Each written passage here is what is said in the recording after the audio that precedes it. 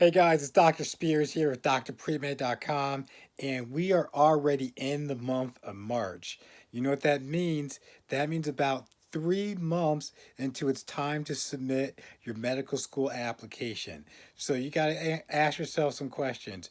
Where are you in the process? What do you need to overcome? And how are you going to put together a compelling medical school application that's going to help you stand out against 53,000 other pre med students who are all fighting and competing for one of the limited number of seats in medical school for this upcoming application cycle? So that's something that you need to think about.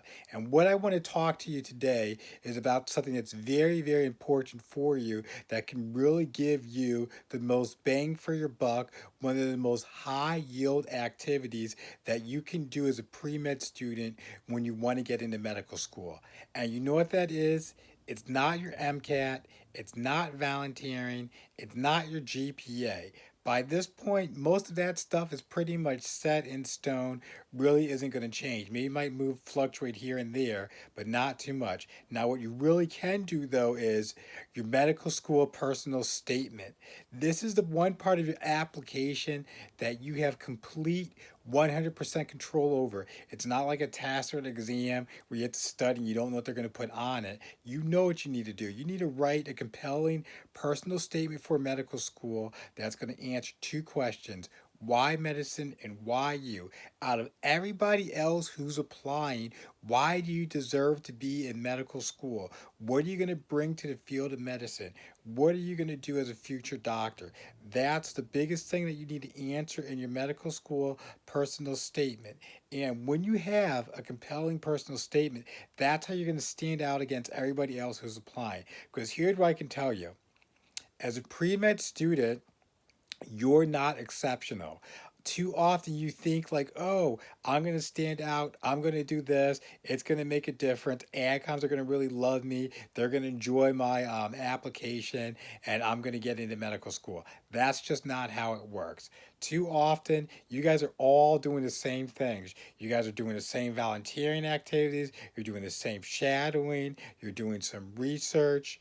Not too much going on there. I can just exchange the name on the top of the application and it's pretty much the same. And I'll tell you what, we can read less than 10 applications that I can read and I'm already bored to death. You can ask any AdCom and they'll tell you that. You know why? Because you guys are all saying and doing the same thing and you're not standing out and you're wondering why you're not getting the results that you want when it's time to apply to medical school, or it's this time of year and then you're sending me an email reaching out to me saying, hey, Dr. Spears, I don't know what happened. I don't know what went wrong. My GPA was above a 3.8, 3.9, or whatever. I'm scoring above the 90th percent on the MCAT, and I didn't get in. I don't know what to do. I thought the MCAT was a thing that I needed to do and had the strong numbers.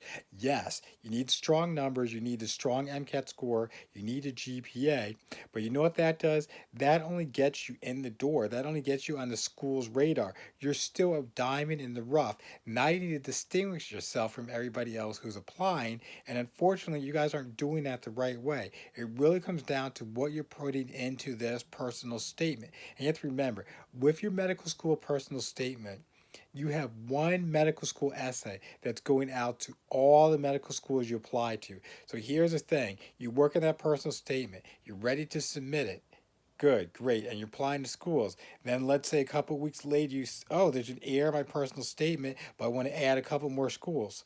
Can you go back and re-edit or make any change to that personal statement? No. So if you mess up on your personal statement, that's going to follow you around for the entire application cycle, and that's why you need to take it seriously. So here's what you also need to know about that personal statement: it really can make the difference of whether you get into medical school or not, because everybody's going to the same stats, same extracurriculars, but what you tell and what you convey to the medical schools, that makes a difference. And here's what you need to know about that: I can have somebody who has high stats, strong GPA, and they kill their chance of getting into medical school because they ruin their personal statement. On the other hand, you don't want to bank on this, but it does happen. Somebody who's a little bit average, a little bit slightly under average with their stats, are not like out of the park or anything like that. They can come in, but they have an exceptional personal statement, and that's going to give them over the hump, give them that boost, give them that that basically get them to the next level where they're going to get a lot of interviews and a lot of good things are going to happen with them when they're applying to medical school. And you want to kind of make sure that you fall in that scenario where you don't have a lackluster personal statement, because if you just go that extra mile, it's going to make a huge difference. Think about it. You spent thousands of hours as a pre med student, either volunteering, working to maintain a strong GPA.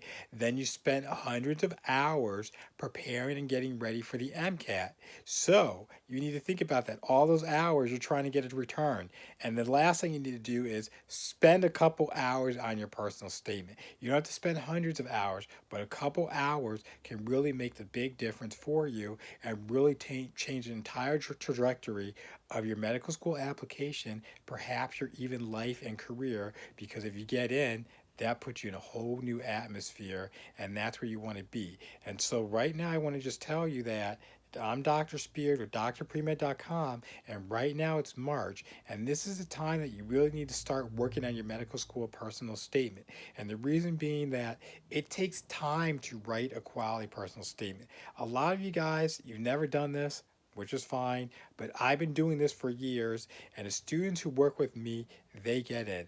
Medical school personal statements is actually my secret superpower. I'm an amazing writer. I can find that hidden story that you just don't know how to express or convey to AICOMs that makes a difference, where they look at it and they're like, oh wow, we really like this person. We like this applicant. We like what they're doing. Let's go ahead and invite them into a medical school interview. And that's the number one sole purpose of your medical school essay. It's to get invited to an interview. Otherwise, what's the point of spending all this time writing? That's what you want to keep in mind. That all comes down to putting yourself in a position where you can write a strong, compelling personal statement for medical school. And some of you guys, you're going to try to figure it out and do it on your own. That's fine. That's great. Do what you need to do. But I can tell you, there's three things that you absolutely need to avoid in writing your personal statement for medical school. I see it happen all the time, and it's just like, are you really serious? You're doing that? Don't do that. I don't want to see this happen with you. And the three things that people do when they write their personal statement, they'll talk about they come from a family of immigrants. Education was so important to them. It was stress to them growing up. And so they want to be a lifelong learner, yada, yada, yada. And so the best way to do that is to become a doctor, physician, and be able to do that for the rest of their life. And it would be so meaningful to their relatives, like grandparents who didn't have certain opportunities, but now that they're here in America, they, as a college graduate applying to medical school, they really want to make a difference and really make relatives, parents proud of them, and just having this pursuit for education. So yes, education is important. We all know that, but however, you got to think. Everybody who's applying to medical school, we know the importance of education. So you don't need to tell us that. You do not need to make that the focus of your medical school personal statement. So if you're thinking about doing that, don't. Absolutely do not do that. Another scenario that we get all the time that you do not want to do when you're writing your personal statement for medical school is talk about that science anatomy class or whatever exposure you had, and you just became enthralled with the human body. You wanted to learn more about it, and you could not imagine doing anything else but spending the rest of your life unraveling the human mysteries of the human body. Nope, nope, nope. That's over the top. That's great if you had that experience, but everybody talks about it, and so you don't want to do that. You want to avoid that. Don't do that when you're writing your personal statement for medical school. And then the third point that you want to avoid when you're preparing your personal statement for medical school, we see a lot of students talk about Dr. Jones, Dr. Smith. They shadow them. They just embody everything that a physician is. They have a great bedside manner. They stay after hours. They communicate with patients. They answer all the questions. They put the patients at ease. And you just see what Dr. Jones or Dr. Smith is doing, and you want to be just like that because they embody the ideals of what a doctor should be and what a doctor should do. Guess what? Do not do that. You know why? You just did a great job of writing a letter of recommendation for Dr. Jones or Dr. Smith, whoever you want to call them. But guess what? It does nothing to me as a admissions officer to know more about you as an applicant and what you're going to bring to the field of medicine. So you just wasted all that space doing that, and you don't want to do that. Another tip, I'm going to just throw this one in here before. And so a lot of you guys like to do is what we call a resume dump. It's basically you take all your extracurricular activities and you just put your resume in paragraph form. Don't do that. We already have that in other parts of your application, so don't repeat it. I'm going to tell you what some adcoms do. They'll actually take a pen or something and they'll strike out anything that's related to your primary application. So all your extracurricular activities, your research, anything like that, that you're just kind of rehashing, going over, they'll just cut it out, go over it, and then I'll look at what's left in your medical school personal statement and go from there to make a decision what they want to do and just really see what your story is. So if you spend all this time, like over half the page or 50% of your personal statement talking about things that can already be found elsewhere, not good, not good, not going to help you get ahead when you're trying to get into medical school and become a doctor, because you just wasted all the space and you really need to sell yourself. You need to think about this is your chance, your one time to come off the paper. I already know your numbers, I already know your stats, I already know how you spend your time, but I don't know who you are as an applicant. That's what I need to know. I need to put down your personal statement and say, you know what? I want to meet this person. I want to meet them in person. So I'm going to grant a medical school a medical school interview. That's the number one part. What you need to do, you need to get that interview.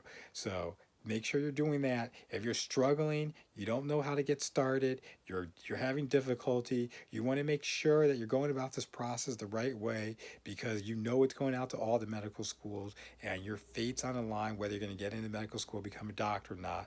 And you just need somebody who's done this for years, gotten students into top programs, all over the place, and you want to just have that confidence that you can work with somebody who's a writer, knows how to get it done, not only as a writer, but knows what AdComs expect and what they're looking for, and also can help you bring out that unique, compelling story that you have inside that you just don't know how to articulate or express.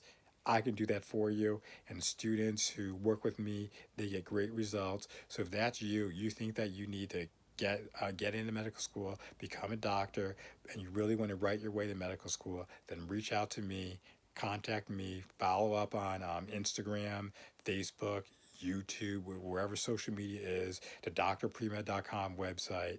Just reach out to me. Look forward to hearing from you and helping you write your way to medical school. This is Dr. Spears with drpremed.com. Take care and enjoy.